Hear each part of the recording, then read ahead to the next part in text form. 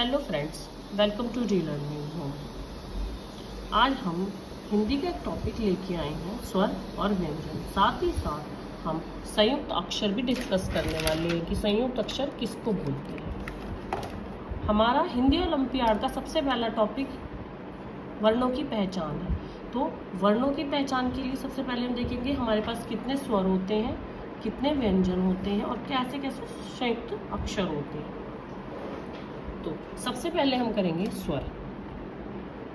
जब हम कुछ बोलते हैं तो हमारे मुंह से जो आवाज़ें निकलती है वो ही भाषा बनती है और भाषा को पहचान देते हैं वर्ण। मतलब हमने जो भी बोला वो क्या होगी, हमारी लैंग्वेज। लेकिन उस लैंग्वेज को लिखने के लिए हमें क्या करना चाहिए होता है कि कुछ साइंस चाहिए होते हैं। मतलब जैसे क ख ग लिखते हैं, इंग्लिश में हम लिखते हैं ABC। तो ये क्या होते हैं, ये सब क्या होते हैं, उसकी पहचान होती है कि हम पहचानते हैं कि ये हिंदी है, ये इंग्लिश है। तो उन्हीं चीज़ों को क्या बोलते हैं, वर्ण। हिंदी में दो प्रकार के वर्ण होते हैं,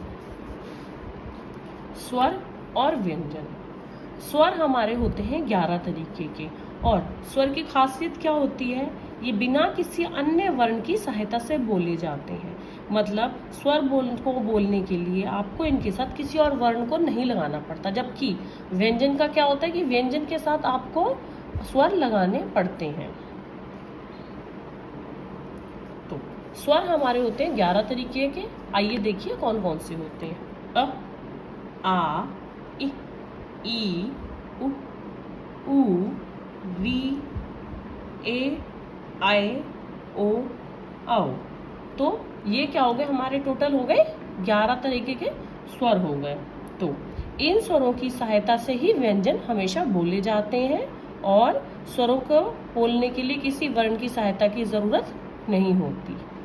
तो जब भी हम बच्चे को ये कराएंगे, हमेशा एक सीरीज में कराएंगे कि पहले अनार आता है, फिर आम आता है, ई इमली, ई उ उल्लू, ऊ ऊन, री ऋषि, ए एड़ी, आई ऐनक, ओ ओखली और औ औरत। इसके बाद आते हैं हमारे व्यंजन। तो व्यंजन हमारे होते हैं 33 टोटल।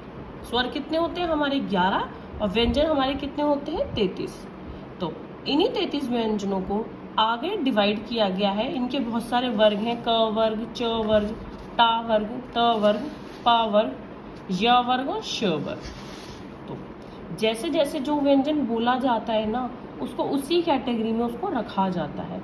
और जितने भी क वर्ग के जितने भी व्यंजन हैं, ये जब भी बोले जाएंगे तो इनके बोलने का जो तरीका होगा हमेशा एक ही तरीके का होगा। क ख ग घ ण। आप इनको जब भी बोलेंगे क्या होगा, इनको बोलते वक्त आपका मुंह एक ही तरीके से खुल रहा होगा।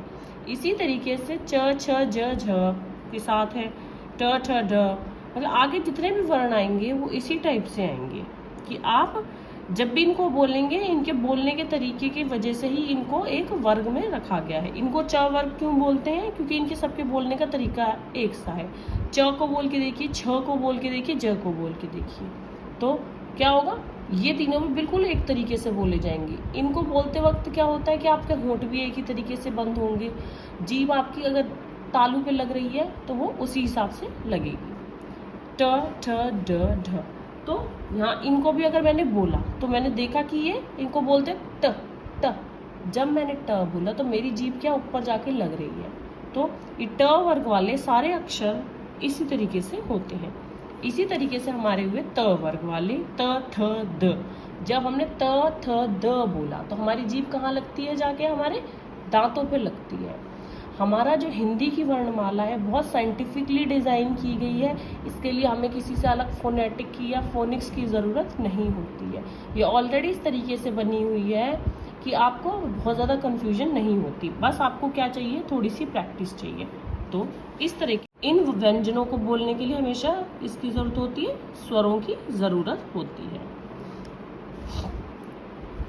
एक बार हम संयुक्त व्यंजन और देखते हैं कि संयुक्त व्यंजन किसको बोलते हैं। संयुक्त व्यंजन, संयुक्त का मतलब क्या होता है कि जब दो चीज़ें मिल रही हैं, मिलके एक तीसरी नई चीज़ बना रही है, तो उसको हम बोलते हैं संयुक्त व्यंजन। हिंदी में हमारे संयुक्त व्यंजन होते हैं श, त्र, ज्ञा, श्रा।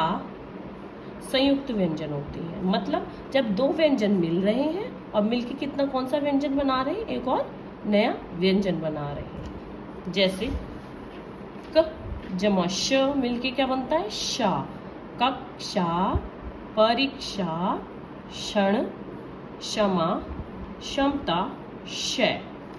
इसी तरीके से त जमा र मिलके क्या बनाते हैं, त्र। जैसे त्रिशूल, त्रिलोकी, मित्र, पत्र, मात्रा, त्रिशूल। ज जमा अना मिलके क्या बनाते हैं, ज्ञा। ज्ञानी, ज्ञान, आज्ञा, ज्ञापन। श जमा र मिलके बनाते हैं, श जमा र मिलके बनाते हैं श्राप। श्रमिक, परिश्रम, श्रम, श्रुतलेख और श्रेणी। तो संयुक्त व्यंजन क्या होते हैं, जब दो अक्षर मिलते हैं और दो व्यंजन मिलते हैं और क्या करते हैं, नया व्यंजन बनाते हैं। कौन से होते हैं, श, त्र, ज्ञा और श्रा। आई होप आपको स्वर, व्यंजन और संयुक्त व्यंजन ये तीनों समझ आ गए होंगे। हमारे स्वर 11 होते हैं, व्यंजन हमारे 33 होते हैं और संयुक्त व्यंजन हमारे ये वाले 4 होते हैं। स्वर को बोलने के लिए हमें किसी व्यंजन की आवश्यकता नहीं होती, लेकिन व्यंजन को बोलने के लिए हमें स्वरों की आवश्यकता होती है। बिना स्वरों के व्यंजन नहीं बोले जाते हैं। इसी तरीके से होते हैं संयुक्त व्यंजन। दो जब व्यंजन मिलते हैं तो मिलके तीसरा व्यंजन बनाते हैं, तब उनको हम क्या बोलते हैं, संयुक्त व्यंजन। तो आप बच्चों को अगर ओलंपियाड के लिए तैयार करा रहे हैं तो ये तीनों टॉपिक सबसे पहले कराइएगा। और जब भी व्यंजन कराएंगे या स्वर कराएंगे तो क्या करना है, हमें सीरीज से कराना है कि क ख ग तरीके से बच्चे को पता होनी चाहिए कि क के बाद ख आता है, ग से पहले ख आता है। तो इस तरीके से कराने का एक साइंटिफिक रीज़न होता है। इसी वजह से बच्चों को हम हमेशा जब भी हिंदी कराते हैं हम सीरीज में कराते हैं, बीच बीच में से उठा के कभी नहीं कराते। तो संयुक्त व्यंजन के लिए आप इस टाइप के बच्चों को एक्टिविटी करा सकते हैं। देखिए, जिन शब्दों में संयुक्त व्यंजन दिखाई दे उन्हें रंग से भरें। तो जितने भी हमारे यहाँ पे संयुक्त व्यंजन वाले शब्द हैं, अब बच्चे को इसमें से आइडेंटिफाई करना है।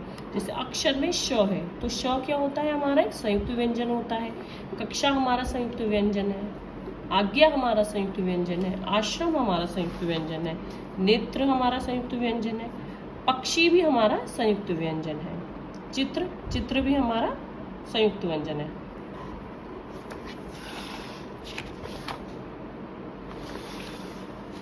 आई होप आपको ये तीनों के तीनों टॉपिक आसानी से समझ आ गए होंगे, बहुत इजी से थे। अगर आपको किसी भी किस्म की कोई भी कंफ्यूजन है तो आप मुझे कमेंट बॉक्स में पूछ सकते हैं। Please like, share and subscribe my channel. Thank you so much.